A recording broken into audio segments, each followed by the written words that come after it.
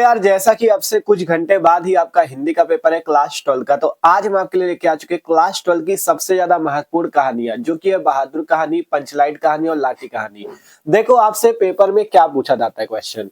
आपसे क्वेश्चन ये पूछा जाता है कि बहादुर अथवा लाठी कहानी का सारांश लिखिए या उद्देश्य लिखिए। कभी पूछा जाता है बहादुर अथवा पंचलाइट कहानी का सारांश या उद्देश्य लिखिए। तो मतलब आज के इस वीडियो पे हम आपको बहादुर कहानी का सारांश, बहादुर कहानी का उद्देश्य, इसी टाइप से पंचलाइट कहानी का सारांश, पंचलाइट कहानी का उद्देश्य, लाठी कहानी का सारांश और लाठी कहानी का उद्देश्य, मतलब तीनों कहानियां करा देंगे। ठीक है, आपके पेपर में 4 कहानियां पूछी जाती है, बहादुर, पंचलाइट, लाठी और ध्रुव यात्रा। लेकिन इनमें से अगर 3 भी आपको तैयार है तो आपका काम बन जाएगा, 5 नंबर आपके आसानी से पक्के हो जाएंगे। और इसीलिए हमने पूरा बोर्ड एग्जाम कॉपी पे लिखा है, इसी टाइप से आपको लिखना है जिससे एग्जामिनर भी फुल पे फुल नंबर देगा। ठीक है, तो वीडियो शुरू करते हैं। उससे पहले जो लोग नए हो सब्सक्राइब कर लो, क्योंकि यार आपके लिए बहुत ज्यादा मेहनत चल रही है, जिससे आप लोग 24 फरवरी को बहुत अच्छे नंबर ला सको। ठीक है, जो आज का पेपर है इसमें बहुत अच्छे नंबर ला सको, तो सब्सक्राइब जरूर कर लेना। तो देखो पहले हम लोग बात करते हैं बहादुर कहानी का सारांश। अच्छे से समझने का प्रयास करोगे तो आपको रटना बिल्कुल नहीं पड़ेगा, तुरंत आपको याद हो जाएगा। देखो सबसे पहले जब बोर्ड एग्जाम कॉपी होगी, आपको पता है ना क्या क्या ले जाना है आपको। सबसे पहले आपके पास black pen, blue pen, black sketch, blue sketch और जो आपकी स्केल पटरी होती है, इतनी चीजें सबके पास होनी चाहिए। सजा सजा के लिखना है जिससे एग्जामिनर को अच्छा लगे देखने में और वो खुश होकर आपको अच्छे नंबर दे। ठीक है, सबसे पहले ऊपर आपको यहाँ पे हेडिंग लगा दी प्रश्नोत्तर संख्या 6 और नीचे एक लाइन स्केच से इस टाइप खींच देना है। यहाँ पे हेडिंग लगेगी बहादुर कहानी का सारांश। ठीक है, पहले बहादुर कहानी का देखते हैं, 2 लाइन खींचिए। यहाँ पे लेखक का नाम डाल दो अमरकांत। ठीक है, अब बहादुर कहानी में क्या होता है अच्छे से समझने का प्रयास करना। देखो सबसे पहले लेखक का नाम अमरकांत जी है, तो हमने लिखा अमरकांत जी द्वारा लिखित कहानी बहादुर एक मध्यम वर्गीय परिवार में नौकर के साथ परिवारजनों द्वारा किए गए अत्यधिक कटु व्यवहार की कहानी है। मतलब अमरकांत जी जो है लेखक है इस कहानी के, और इस कहानी में एक मध्यम वर्गीय परिवार जिसमें क्या रखा जाता है, नौकर रखा जाता है, और नौकर के साथ वो एक परिवार वाले बहुत कटु व्यवहार करते हैं, बहुत ही गलत व्यवहार करते हैं, उसी की ये कहानी है। ठीक है, तो अमरकांत जी द्वारा लिखित कहानी बहादुर एक मध्यम वर्गीय परिवार में नौकर के साथ परिवारजनों द्वारा किए गए अत्यधिक कटु व्यवहार की कहानी है। मतलब जो परिवार के लोग थे बहुत गलत व्यवहार करते थे उसके साथ। लेखक ने स्वयं को कहानी का पात्र बनाते हुए कहानी की आत्मकथात्मक रूप से रचना की है। मतलब जो लेखक अमरकांत जी हैं उन्होंने इस कहानी में अपने आप को भी कहानी का पात्र बनाया है। ठीक है, इस कहानी में बहादुर एक नेपाली लड़का है जो अपने माँ के कटु व्यवहार के कारण घर छोड़कर आ गया है। इस कहानी में क्या होता है, बहादुर एक नेपाली लड़का होता है, बहादुर की माँ उसे बहुत पीटती थी, जिसके कारण वो अपनी माँ के कटु व्यवहार से अपना घर छोड़ के भाग आया था। कहाँ, भारत भाग आया था। ठीक है, तो इस कहानी में बहादुर एक नेपाली लड़का है जो अपने माँ के कटु व्यवहार के कारण घर छोड़कर भाग गया था। लेखक उसे अपने घर में नौकर रख लेते हैं। लेखक जो अमरकांत जी है उसे अपने घर में नौकर रख लेते हैं। लेखक की पत्नी निर्मला और उसका परिवार पहले तो बहादुर के प्रति अच्छा व्यवहार करते हैं, लेकिन धीरे धीरे कठोरता बरतने लगते हैं। ठीक है, कहा गया लेखक की पत्नी निर्मला और उसका परिवार पहले तो बहादुर के प्रति अच्छा व्यवहार करते हैं, लेकिन धीरे धीरे कठोरता बरतने लगते हैं। वह घर का सारा काम करता है, कौन, बहादुर, लेकिन फिर भी उसे गालियां ही सुनने को मिलती। घर वाले क्या करते हैं, उसे गालियां देते हैं। लेखक की पत्नी और उसका बेटा तो मानो बहादुर को पीटने का बस बहाना ढूंढते रहते हैं। एक बार मेहमानों के रुपए खो जाने पर जब घर वालों ने बहादुर पर चोरी का आरोप लगाया और उसके साथ बुरा व्यवहार किया, तो बहादुर बिना किसी को बताए अचानक घर को छोड़कर चला जाता है। उसके जाने के बाद घर में मातम छा जाता है, क्योंकि सभी को आराम की आदत लग चुकी थी। सभी घर वालों को अपनी गलती का एहसास होता है और वे पश्चाताप करते रहते, लेकिन उन्हें माफ करने वाला बहादुर जा चुका था। तो ये मस्त तरीके से कहानी, देखो सारांश पे आपको पूरी कहानी ही लिखनी है। अब ये जरूरी नहीं कि एक एक अक्षर आप ढूंढो कि भैया ये पूरा एक अक्षर लिख के आना है। आपको केवल कहानी समझनी है, क्या है इस कहानी में, लेखक का नाम याद कर लेना है, पूरा अपने भाषा बना बना के एक पेज में इस टाइप से लिख देना।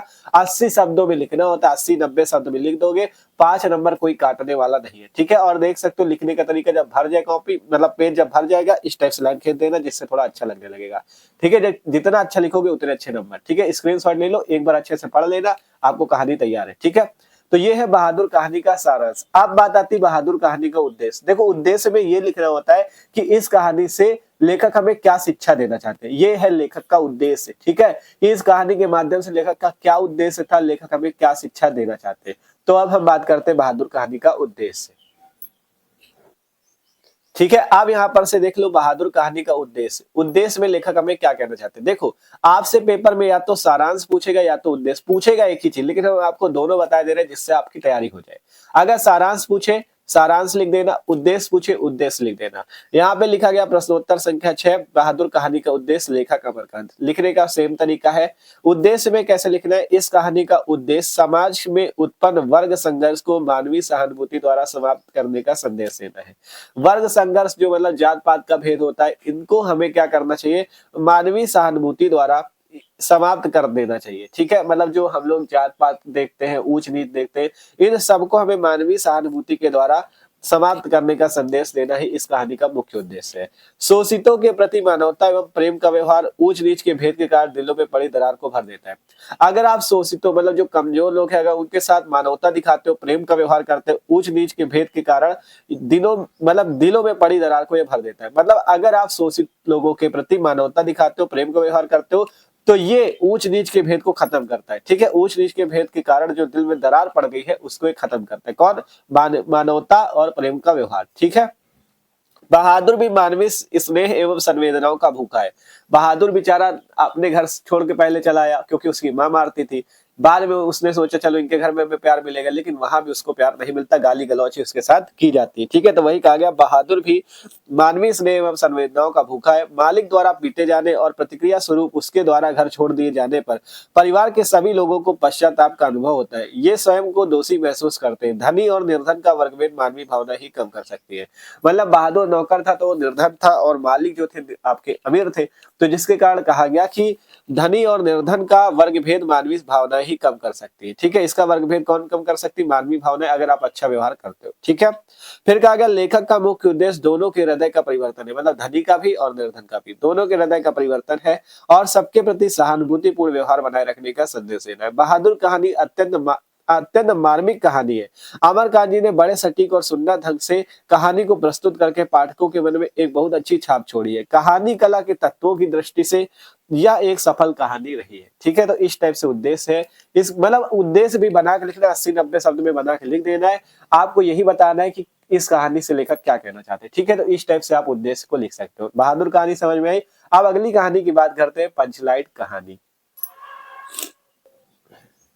ठीक है, तो अब अगली कहानी है पंचलाइट कहानी। ठीक है, पंचलाइट कहानी पूछी जाए, लिखने का सेम तरीका, प्रश्नोत्तर संख्या 6, पंचलाइट कहानी का सारांश। इसके लेखक का नाम याद रखना, फणीश्वर नाथ रेणु। बहादुर कहानी के अमरकांत जी है, पंचलाइट कहानी के फणीश्वर नाथ रेणु जी। इस कहानी में क्या होता है, इसको भी आपको अच्छे से समझना है। पंचलाइट कहानी फणीश्वर नाथ रेणु जी की एक आंचलिक कहानी है। ठीक है, मतलब फणीश्वर नाथ रेणु जी ने इसे लिखा है और ये इनकी एक आंचलिक कहानी है। कहानी में बिहार के एक पिछड़े गांव के परिवेश का सुंदर चित्रण प्रस्तुत किया गया है। मतलब इस कहानी में बिहार का एक पिछड़ा गांव जो है उसके बारे में यहाँ पे दिखाया गया है। ठीक है, बिहार के पिछड़े गांव में एक महतो टोली में अशिक्षित लोग हैं। उन्होंने रामनवमी के मेले में पेट्रोमैक्स खरीदा है, जिसे वे पंचलाइट कहते हैं। ठीक है, मतलब महतो टोली में अशिक्षित लोग हैं, महतो टोली में लोग पढ़े लिखे नहीं है। ठीक है, उन्होंने रामनवमी के मेले में पेट्रोमैक्स खरीदा, जिसे वे लोग क्या नाम देते हैं, पंचलाइट नाम देते हैं। पंचलाइट को देखने के लिए टोली के सभी बालक, औरतें और मर्द इकट्ठे हो जाते हैं। पंचलाइट उसी टाइप से समझ सकते हो जैसे पहले लैंप होती थी। ठीक है, तो वही कहा गया, पंचलाइट को देखने के लिए टोली के सभी बालक, औरतें और मर्द इकट्ठे हो जाते हैं। सरदार अपनी पत्नी को आदेश देता है कि शुभ कार्य को करने से पहले वह पूजा पाठ का प्रबंध कर ले। ठीक है, मतलब उनके लिए एक नई चीज थी, तो इसलिए पंचलाइट को जलाना उनके लिए एक शुभ कार्य था। तो कहा कि मतलब पंचलाइट को देखने के लिए टोली के सभी बालक, औरतें और मर्द इकट्ठे हो जाते हैं। सरदार अपनी पत्नी को आदेश देता है कि शुभ कार्य को करने से पहले यह पूजा पाठ का प्रबंध कर ले। ठीक है, मतलब पूजा पाठ होगी, अच्छा कार्य है, आज पंचलाइट देखा है हम लोगों ने, जलाएंगे उसे। ठीक है, मतलब उनके लिए एक बहुत बड़ी चीज थी पंचलाइट। सभी उत्साहित है, परंतु समस्या यह उठती कि पंचलाइट को जलाएगा कौन। पंचलाइट तो ले आए, लेकिन अब बात यह आती पंचलाइट जलाएगा कौन। ठीक है, सीधे साधे लोग पेट्रोमैक्स अर्थात पंचलाइट को जलाना नहीं जानते थे। इस टोली में गोधन नाम का एक लड़का है जो मुनरी नाम की लड़की से प्यार करता है। मुनरी की मां ने पंचों से गोधन की शिकायत की थी कि वह उसके घर के सामने से सिनेमा का गाना गाकर निकलता है।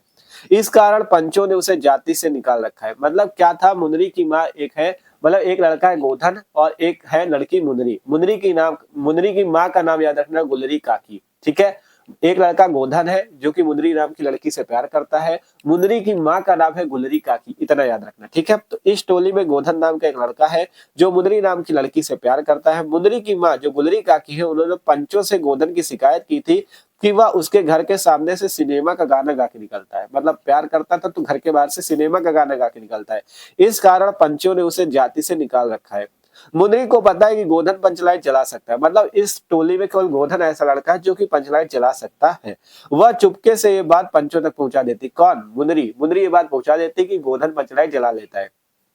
पंच पुनः गोधन को जाति में ले लेते, गोधन पंचलाइट जला देता है। मतलब जब पंच उसे फिर से जाति में ले लेते हैं तो गोधन पंचलाइट को जला देता है। मुनरी की मां खुश होकर गोधन को शाम के भोजन के लिए निमंत्रण देती। अब देखो इतना बड़ा काम था, पूरी टोली में कोई भी उसे जला नहीं पाता था पंचलाइट, लेकिन गोधन ने जला दिया। सब खुश हो गए, भैया अरे जला दिया तुमने। तो क्या हुआ, पंच भी उत्साहित होकर गोधन को कह देते हैं कि तुम्हारा 7 खून माफ, अब खूब गाओ सलीमक गाना। मतलब तुम्हारा सारा खून, मतलब सारा गलती माफ है, अब तुम खूब गाना गाओ, खूब मुनरी घर के बाहर से गाना गा के निकलो, हमसे कोई मतलब नहीं, तुमने हमारा इतना बड़ा काम कर दिया। तो पंचलाइट की रोशनी से लोग भजन कीर्तन करते तथा उत्सव मनाते हैं। तो ये है सिंपल सी पंचलाइट कहानी। एक दो बार अच्छे से पढ़ोगे आपको ये भी तैयार हो जाएगी। ठीक है, स्क्रीनशॉट करना चाहो तो कर सकते हो। ये है पंचलाइट कहानी का सारांश। अब बात करते हैं पंचलाइट कहानी का उद्देश्य। ठीक है, आप समझ लेते हैं पंचलाइट कहानी का उद्देश्य सिंपल सा है। इसमें लेखक क्या कहना चाहते हैं ये बताना है। उसी तरह लिखने का तरीका, अगर आपसे मतलब सारांश पूछा जाए सारांश लिखना, उद्देश्य पूछा जाए उद्देश्य लिखना, लिखना एक ही चीज है। ठीक है, प्रश्नोत्तर संख्या 6, पंचलाइट कहानी का उद्देश्य, लेखक फणीश्वर नाथ रेणु। ठीक है, पंचलाइट कहानी फणीश्वर नाथ रेणु जी द्वारा रचित एक आंचलिक कहानी, ये लिख देना है सबसे पहले, जिसमें रेणु जी ने ग्रामीण परिवेश को अत्यंत सुंदरता के साथ उभारा है। मतलब गांव के लोग कैसे रहते हैं इसको बहुत ही सुंदरता के साथ उभारा है। गांव के लोग जाति के आधार पर किस प्रकार विभिन्न टोलियों में बढ़ जाते हैं और ईर्ष्या देश की भावना से भरे रहते हैं, इन सबको बड़ा ही सुंदर और यथार्थ चित्रण इस कहानी में किया गया। मतलब गांव में आपको बताया गया बहुत सारी टोलियां हैं, जिसमें एक टोली थी महतो टोली। मतलब जात पात के चक्कर में सब अलग अलग टोलियों में बढ़ जाते हैं। तो वही चीज दिखाया गया कि गांव के लोग जाति के आधार पर किस प्रकार विभिन्न टोलियों में बढ़ जाते हैं और ईर्ष्या द्वेष की भावना से भरे रहते हैं। इन सब का बड़ा ही सुंदर और यथार्थ चित्रण इस कहानी में किया गया है। इस कहानी में रेणु जी ने प्रत्यक्ष रूप से ग्राम सुधार की प्रेरणा भी दी है। ग्रामीण परिवेश का वास्तविक चित्रण ही इस कहानी का प्रमुख उद्देश्य है। ठीक है, इसी के साथ रेणु जी ने यह भी सिद्ध किया कि आवश्यकता बड़े से बड़े संस्कार और निषेध को अनावश्यक सिद्ध कर देती। ठीक है, मतलब अगर आवश्यकता पड़ जाती है तो लोग क्या करते हैं, बड़ा से बड़ा जो उसका बुरा काम होता है उसको भुला देते हैं। जैसे कि देखो कहा गया कि यहाँ पे इसी के साथ रेणु जी ने यह भी सिद्ध किया कि आवश्यकता बड़े से बड़े संस्कार और निषेध को अनावश्यक सिद्ध कर देती है। अर्थात आवश्यकता पड़ने पे बड़े से बड़े दोष हटाए जा सकते हैं। आवश्यकता पड़ने पे बड़े से बड़े दोष हटाए जा सकते हैं। जिस प्रकार गोधन के ऊपर से पंचों ने दोष को भुलाकर उसे वापस जाति में लिया। मतलब गोधन मुंदरी के घर के बाहर से गाना गा के निकलता था, जिस कारण से जो गोधन था उसको जात से निकाल दिया गया था। किसके द्वारा? पंचों के द्वारा। लेकिन जब उसने पंचलाइट जला दिया, जिस प्रकार गोधन के ऊपर पंचों ने दोष को भुलाकर उसे वापस जात में ले लिया। मतलब पंचों ने क्या किया, जहां गोधन ने पंचलाइट जलाया उसके सारे दोस्त भूल गए, कहा खूब गाओ सलीमक गाना, हमसे कोई मतलब नहीं, तुम्हारा 7 खून माफ। ठीक है, तो उसकी गलतियों को भुला दिया गया। तो वही चीज कहा गया कि इसी प्रकार आवश्यकता पड़ने पर दोस्त को भुला दिया जाता है। ठीक है, तो यही उद्देश्य है। इसको एक दो बार अच्छे से पढ़ोगे इसी टाइप से। देखो जरूरी नहीं कि एग्जैक्ट आपको सेम लिखना है, आपको समझना है क्या इसमें, बना बना के लिखो, आपको पूरा पेज भर देना मस्त तरीके से, आपके 5 नंबर पक्के। ठीक है, तो इस टाइप से उद्देश्य हो गया। आशा करते हैं समझ में आया होगा। अब बात करते हैं लाठी कहानी। ठीक है, अब बात करते हैं लाठी कहानी क्या है। ठीक है, लाठी कहानी का सारांश और लाठी कहानी का उद्देश्य। देखो आपकी बहादुर कहानी के लेखक थे अमरकांत जी, पंचलाइट कहानी के थे फणीश्वर नाथ रेणु, लेकिन जो लाठी कहानी इसकी लेखिका है शिवानी जी। ठीक है, इनका मतलब लेखिका है, उसमें लेखक थे इसमें लेखिका है। तो यहाँ पे प्रश्नोत्तर संख्या 6, लाठी कहानी का सारांश। लाठी कहानी क्या है अच्छे से समझना, क्योंकि ये थोड़ा सा आपको अच्छे से समझनी पड़ेगी। देखो समझना, लाठी कहानी लेखिका शिवानी द्वारा लिखित एक मध्यम वर्गीय पहाड़ी परिवार से संबंधित कहानी है। यह कहानी बानो, बानो ही लाठी है। ठीक है, याद रखना बानो का नाम ही लाठी बाद में पड़ा था, तो बानो और लाठी एक ही है। ठीक है, यह कहानी बानो लाठी नाम की युवती से संबंधित है। बानो का विवाह कप्तान जोशी से हुआ था। बानो की शादी किससे हुई थी? कप्तान जोशी से हुई थी। परंतु किन्हीं कारणों के चलते उसे विवाह के कुछ दिन बाद ही उसे बानो को छोड़कर युद्ध पर जाना पड़ता है। मतलब बानो की शादी किससे हुई थी? कप्तान जोशी से, जो कि मतलब बॉर्डर पे रहते थे, मतलब सेना में थे। ठीक है, तो किसी कारणवश शादी के कुछ दिन बाद ही कप्तान जोशी को कहाँ जाना पड़ता है? बॉर्डर में युद्ध करने के लिए जाना पड़ता है। ठीक है, तो वही चीज कहा गया। यह कहानी बानो नाम की युवती से संबंधित है। बानो का विवाह कप्तान जोशी से हुआ था, परंतु किन्हीं कारणों के चलते उसे विवाह के कुछ दिन बाद ही उसे बानो को छोड़कर युद्ध पर जाना पड़ता है। कप्तान के जाने के बाद उसे ससुराल वालों की कठोर व कटु यातनाएं झेलनी पड़ती है, जिसके कारण उसे क्षय रोग अर्थात टीबी रोग हो जाता है।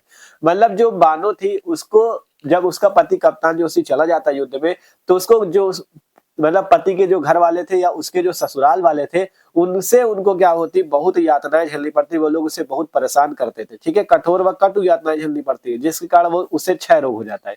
मतलब उसे बहुत परेशान करते थे, मारते पीटते थे, गाली गलौज। ठीक है, जिसके कारण उसे क्या हो जाता है, टेंशन में क्षय रोग हो जाता है, टीबी हो जाती है। ठीक है, टीबी रोग।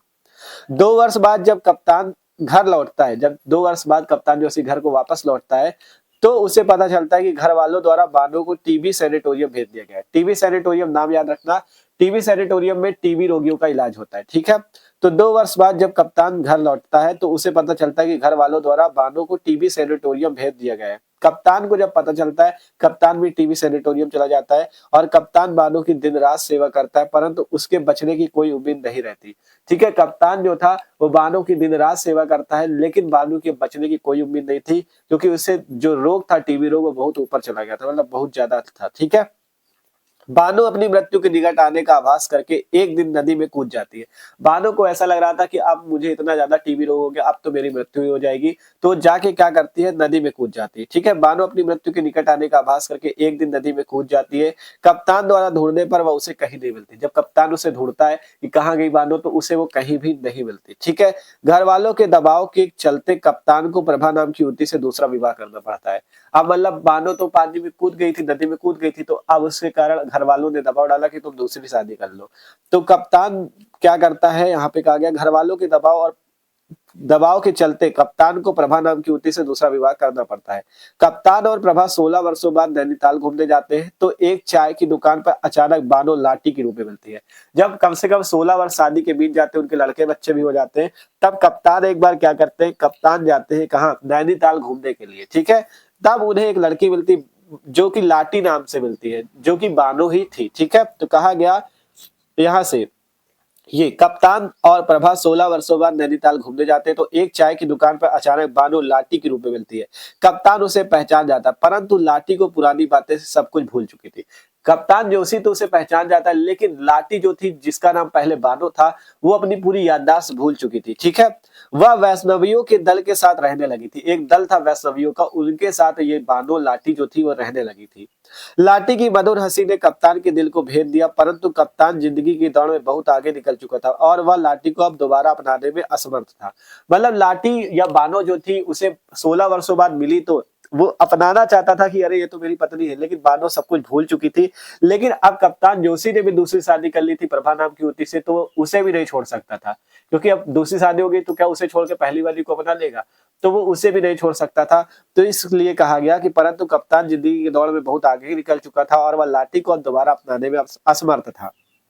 कप्तान की समझ में तो बानो मर गई थी, अब तो वह लाठी थी, प्रभु ही अब उसका मालिक था। मतलब अब उसने कहा, अपने मन में सोचा कि अब बानो तो मेरे जीवन में बहुत पहले ही मर चुकी थी, अब भगवान ही इसका मालिक है, प्रभु ही इसका मालिक है। ठीक है, यह सोचकर कप्तान अपनी जिंदगी में वापस लौट जाता है। तो ये सिंपल सी कहानी है आपकी लाठी कहानी। सिंपल से आप लोग इसका स्क्रीनशॉट ले लो, 1-2 बार पढ़ना, जिससे आपको आसानी से समझ में आ जाएगी। ठीक है, अब लाठी कहानी का सारांश हो गया। अब आपको बताते हैं लाठी कहानी का उद्देश्य। और एक चीज याद रखना यार, आपके लिए इतनी मेहनत की, तो एक काम जरूर करना, अपने दोस्तों के साथ, सभी को, जितने स्टूडेंट देख रहे हो सभी को अपने दोस्तों के साथ वीडियो जरूर से जरूर शेयर कर दी। ठीक है, आपके लिए यही लास्ट गुरु दक्षिणा है, आपको ये वीडियो सबको शेयर कर दी। ठीक है, तो आप देखते हैं लाठी कहानी का उद्देश्य।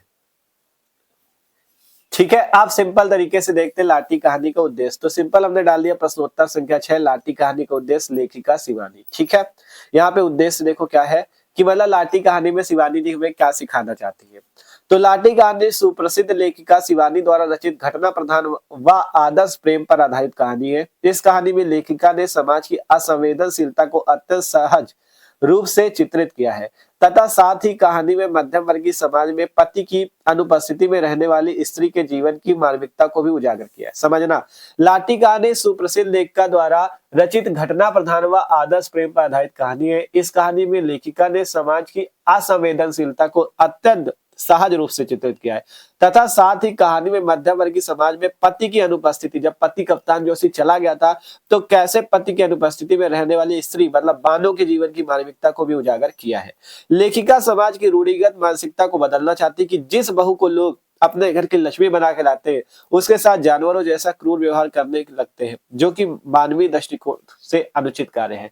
मतलब बानों को वो अपने घर की बहू बना के लाए थे, लेकिन उसके साथ इतना बुरा व्यवहार करने लगे थे घर वाले, ससुराल वाले उसके, जिसके कारण उसको टीबी रोग हो गया था। तो वही चीज कहा गया कि लेखिका समाज की रूढ़िगत मानसिकता को बदलना चाहती कि जिस बहू को लोग अपने घर की लक्ष्मी बना के लाते हैं, उसके साथ जानवरों जैसा क्रूर व्यवहार करने लगते हैं, जो कि मानवीय दृष्टिकोण से अनुचित कार्य है।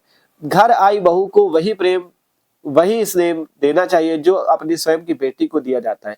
लेखिका ने यह भी स्पष्ट किया कि टीबी असाध्य रोग नहीं है, मतलब टीबी कोई असाध्य रोग नहीं जिसे एकदम रोका ही नहीं जा सकता, टीबी का इलाज है।